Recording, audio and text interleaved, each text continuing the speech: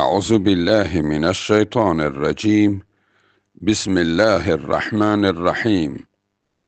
الحمد لله رب العالمين، والصلاة والسلام على نبينا محمد وعلى آله وأصحابه أجمعين، أما بعد.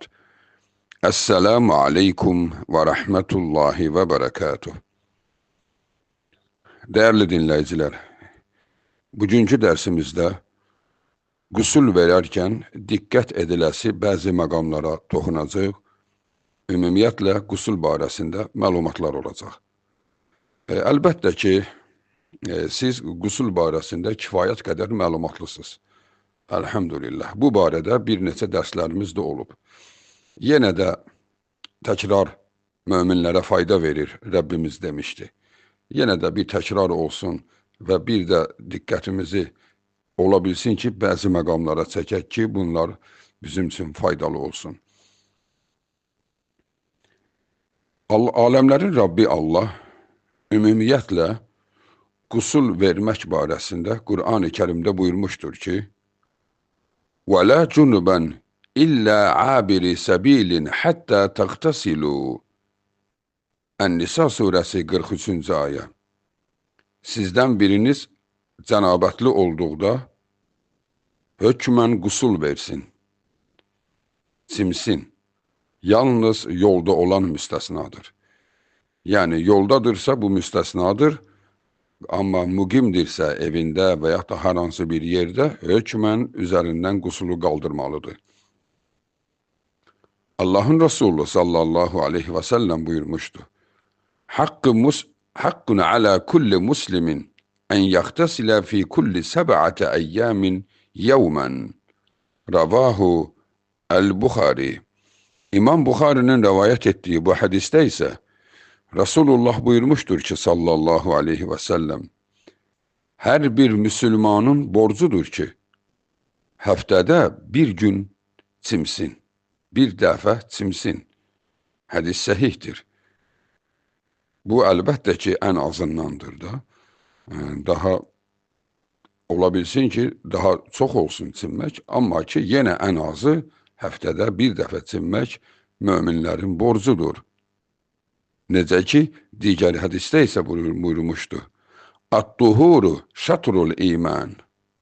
Ravahu Muslim. Bu hədisi İmam Muslim rivayet etmiştir. Burada isə Resulullah buyurur ki, təmizlik imanın yarısıdır. Temizlik imanın yarısıdır. Yani temizlik mümine yaraşan simadır. Bir Müslüman, bir mümin hökmen temizkar olmalıdır. Temiz de deyəndə, yani İslam'ın, Rabbimizin bizden talep ettiği temizlik qaydalarından söhbət gedir. Özü de burada üstün tarafı da vardır.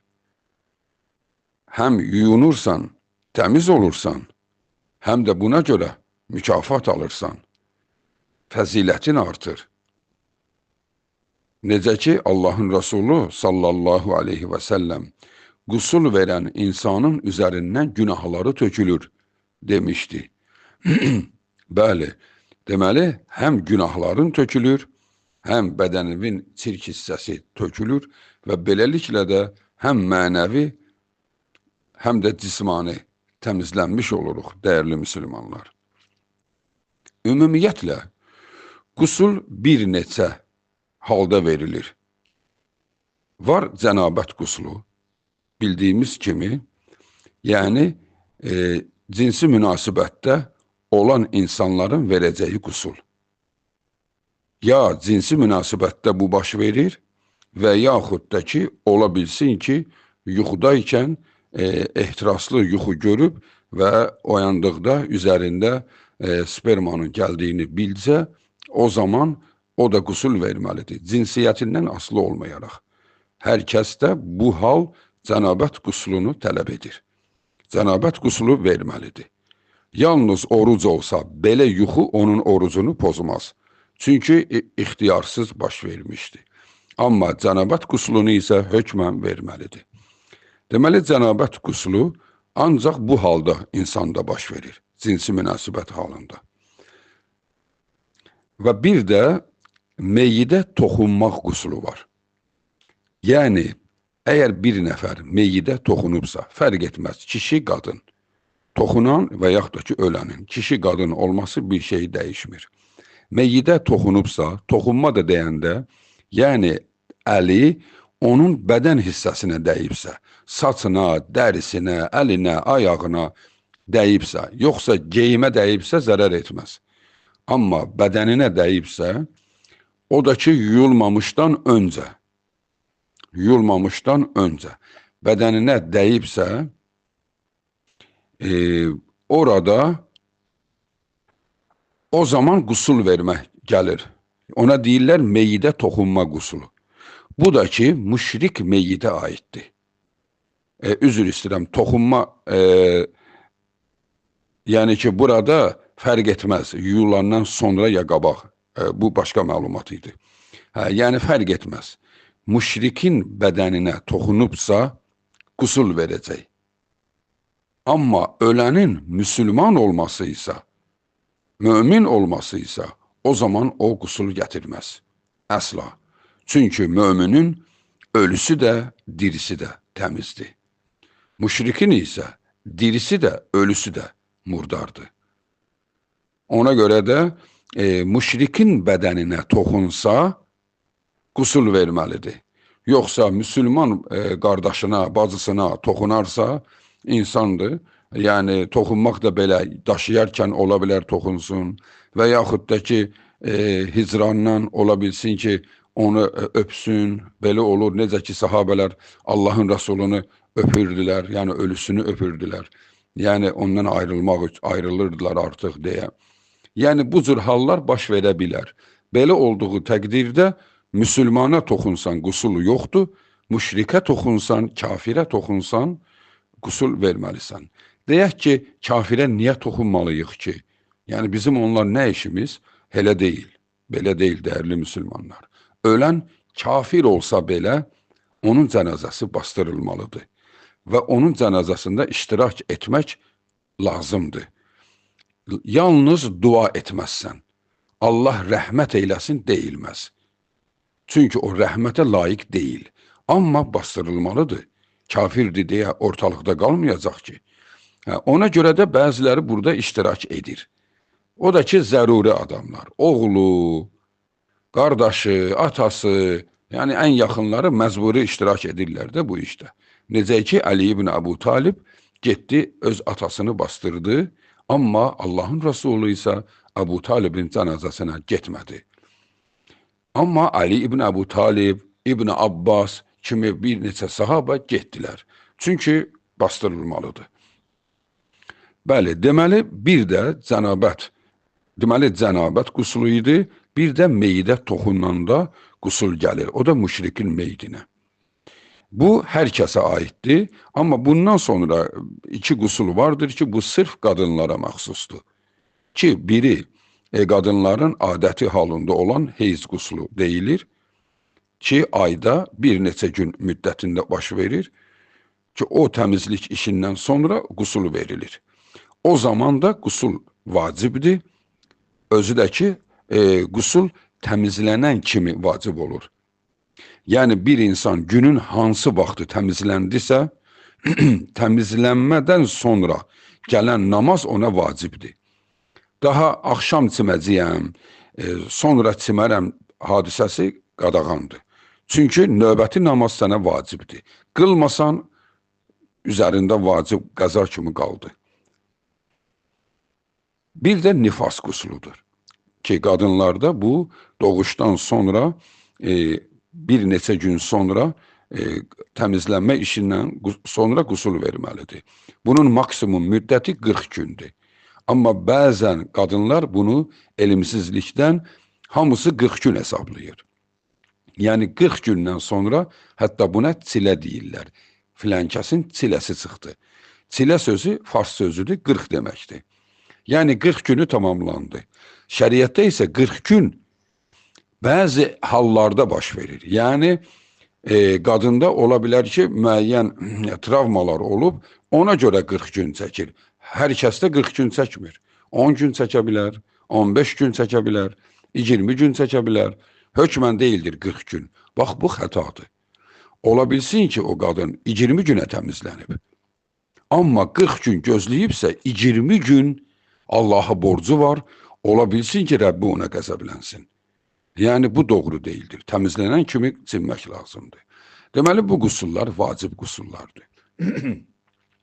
Qusulların edilmə qaydası Allahın Resulü sallallahu aleyhi və səlləm 2 növdə qusul vermə qaydasını bizə öyrətmişdi. Var kamil qusul, bir də var sadə qusul. Sadə qusul, yəni təkcə çimib qusul verməyə deyilir. Kamil qusul isə əvvəl dəstəmaz alıb, sonra qusul verməyə deyilir. Ki Allahın Resulü daima bu qusul vermişdi. Kamil qusul. Ayşə radiyallahu anhadan Resulullahın qusul vermə qaydası gəlir. Ki bu da deyilir və biz də bunu bilək. Allahın Resulü sallallahu aleyhi və səlləm qusulu belə öyrətmişdi. İndi burasını deyək ki, Resulullah tasda çimərdi. Yəni onlarda duş şəraiti yox idi ki. Məlumdur ki, qədimidə bu formada olub. Yəni suyu bir şeydən götürüb başlarına tökürdülər. Ona görə də mən deyərkən günümüzə uyğun olan hissəsini deyirəm ki, yəni tam aydın olsun. Deməli, qusul necə verilir? Bir insan hamama girdikdən sonra, bütün hamama aid işlərini tamamladıqdan sonra, yəni hamam ilə tamamilə qurtardı və hamamdan çıxmaq istəyən vaxtı qusulu edir. Əvvələn niyyəti qəlbindən keçirdir ki, nə üçün qusul edirəm? Cənabətdir, cənabət, ya heyz, ya nifas, ya meydə toxunmuşam, onun qusulunu edirəm. Qəlbindən keçirdir. Çünki niyyət dillə deyilmir. Ən yaxşı halı budur. Ondan sonra Resulullah əsasən belə edərdi. Əvvəl əllərini yuyar və cinsiyyət hissəsini yuyardı. Cinsiyyət hissəsini yuyardı. Ondan sonra dəstəmaz alırsan. Eyni namaz üçün aldığın dəstəmaz.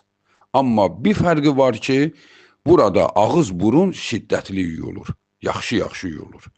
Deməli, namaz üçün aldığın dəstəmazı eyni ilə orada alırsan, əlləri yudun, ağzını, burnunu, üzünü, qollarını, başına məhz çəkdin. Resulullah ayağını yumazdı. Onun səbəbi, onun ayağı suda idi. Çünki çimirdi, su elə ayağı suyun içində idi. Ona görə ayağını axırda yuyardı.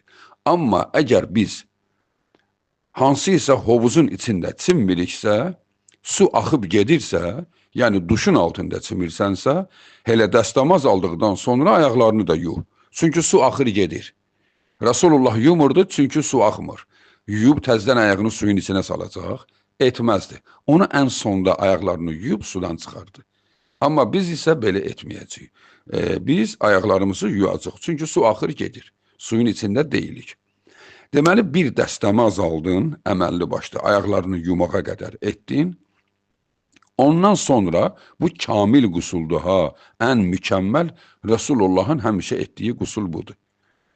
Dəstəmazı aldın, qurtardın, ondan sonra duşun altına girirsən və yaxud da dəstəkli ilə su tökürsən, baş nahiyəni yuyursan, bitov, boynun da onun içində olmaq şərti ilə. Boynunu da yuyursan, çiyinlərinə qədər.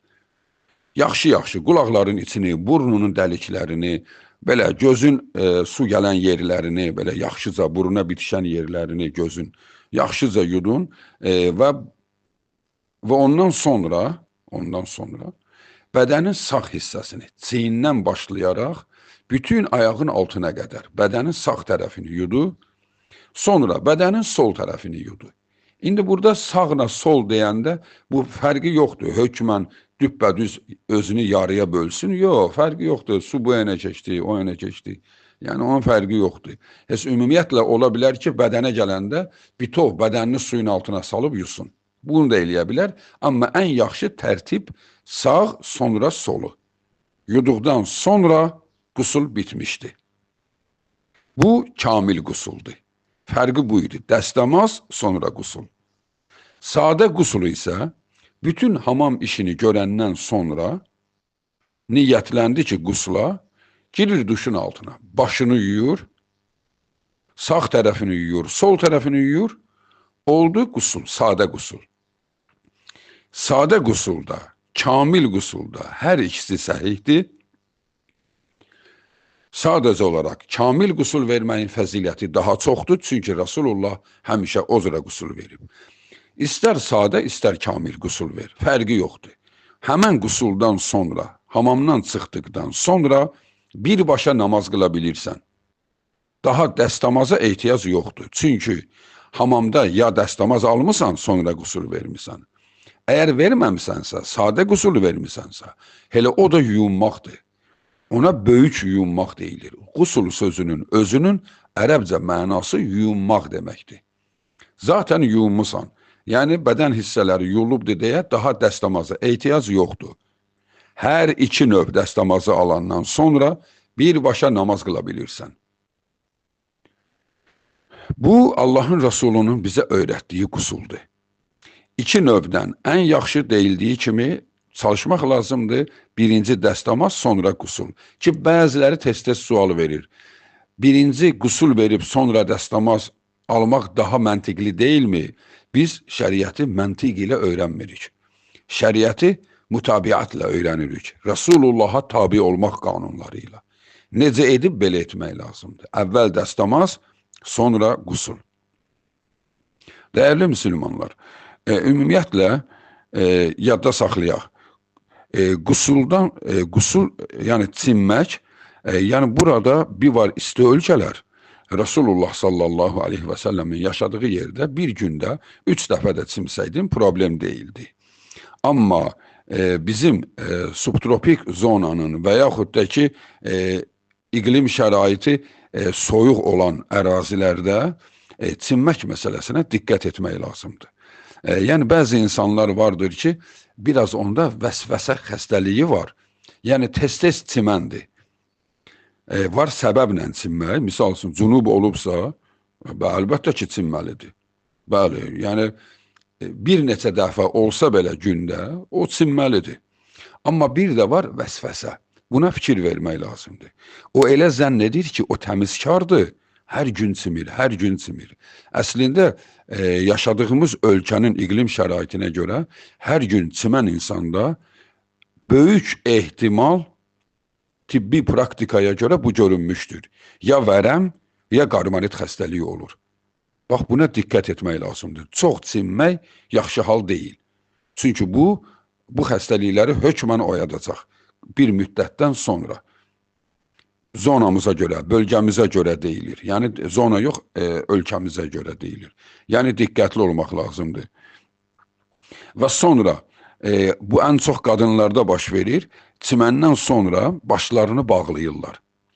Başlarını bağlayırlar ki, yəni su çəksin kimi. Bu sanki adət şəklini alıb, bu isə əslində qadınların ən çox qarmarit xəstəliyi yaranmasının səbəbi başlarını o vəziyyətdə saxlamasıdır. Çünki qarmarit ən çox migrendir, qarmaritdir. Ən çox qadınlarda baş verir. Onun da ən böyük faizi, bax, çimdikdən sonra başı bağlamayın üzərinə düşür. Halbuki baş bağlandıqda o elə zənn edir ki, başına örtdüyü örtük onun suyunu çəkəcək. Halbuki, bəli, o suyu çəkir, amma su harda qalıb? Hələ başının üstündə. Və beyin damarları onun nəmliyini çəkir özünə. Onun da nəmliyini çəkdikdən sonra, bu bir müddət davam etdikdən sonra ya migren, ya da qarmarit yaranacaq hökmən. Ona görə də, bəli, qurutmaq olar. Qurut saçını, amma burax açıq qalsın. Açıqda qurusun. Yəni, suyunu çək, sonra burax, o açıqda qalsın ki, o daha xeyirli quruyur.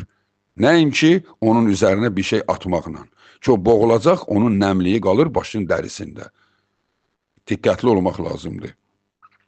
Və qusuldan sonra da dəstəmaz alınmır, birbaşa namaz qılınır. Əgər bir insan qusul verdikdən sonra ondan dəstəmazı pozan amil baş versə, misal üçün yel çıxdı. Hətta qüsul edərkən belə dəstəmazı pozan amil baş versə, o qusulu pozmur. Sadəcə olaraq o qusuldan sonra dəstəmaz almalıdır. Çünki o hallar dəstəmazı pozur. Yel çıxmasıdır, sidik qaçmasıdır. Bu dəstəmazı pozur, qusulu pozmur. Və bir də isti su. Çimərkən isti çimmək lazımdır. O bəzilərinin sərini xoşlayır və özünü sərinə öyrəşdirir. O ola bilər xoşdur, ola bilər yaxşıdır. Amma ki, daha doğrusu yaxşı deyil. Ola bilsin xoşuna gəlir. Amma o bədən üçün heç də faydalı deyil. Biz unutmayaq, çimərkən yadda saxlayaq, bədəndən ən sürətli yağları aparan istidir. Ki, məlumdur, bunu hamı bilir. İsti yağı daha yaxşı yuyur. Soyuq suda yağlı əlini yusan daha yaxşı təmizlənər, yoxsa isti suda? Təbiidir ki, isti suda. Çimərkən də isti su ilə çimmək lazımdır ki, dəri yaxşı təmizlənsin. Soyuq suya özünüzü öyrəşdirməyək. Soyuq su ağciyər xəstəliklərinin başlıca səbəbidir. Soyuq suda çimməzlər. İsti deyəndə daha o deyilmir ki, o dərini yandıracaq isti. Amma isti olsun. Yəni, səni tərlədəcək isti olsun. Ən çox o xeyirdir. Həm bədənin tərləməsinə, tərləyərkən də, yəni bədənimizin zahirini yuyuruq, onun daxilindən də təmizlənməlidir.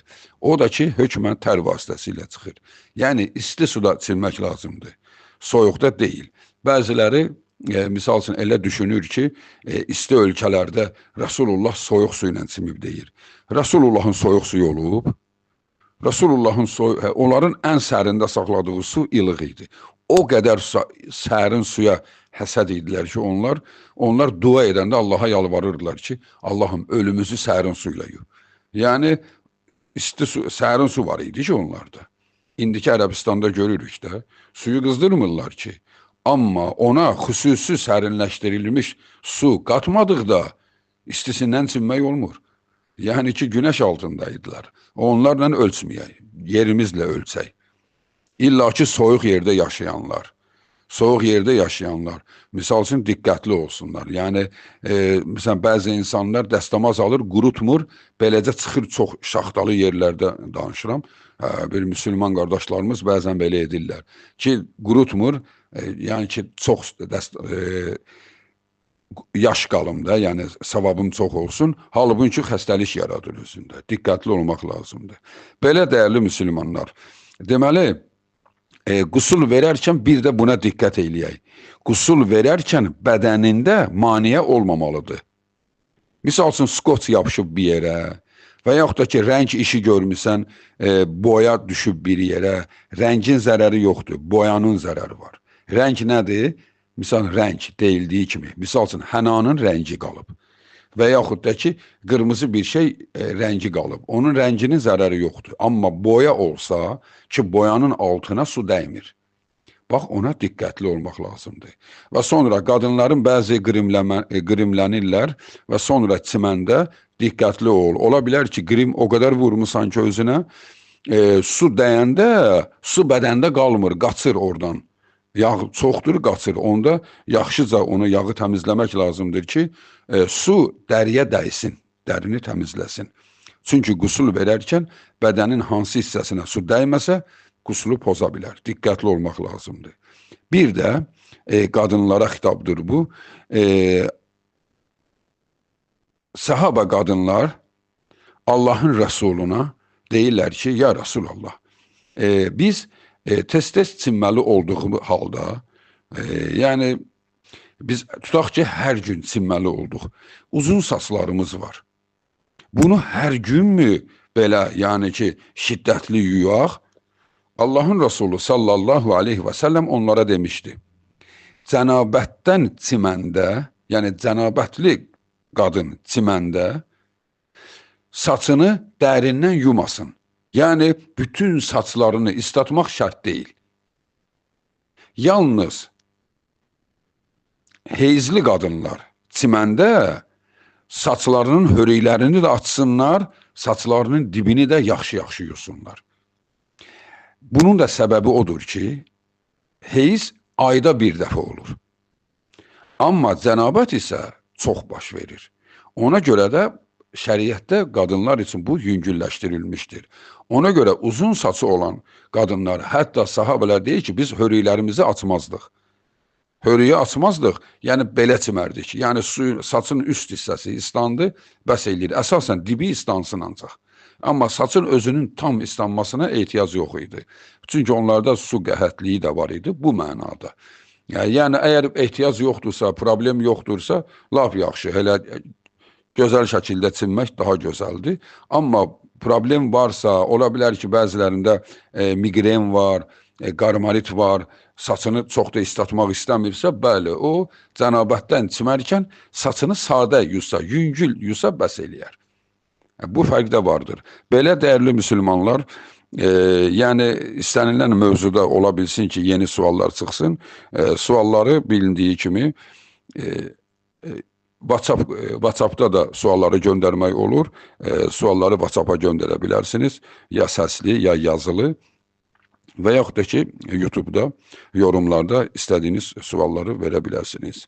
Vəssalamu aleykum və rəhmətullahi və bərəkətuh.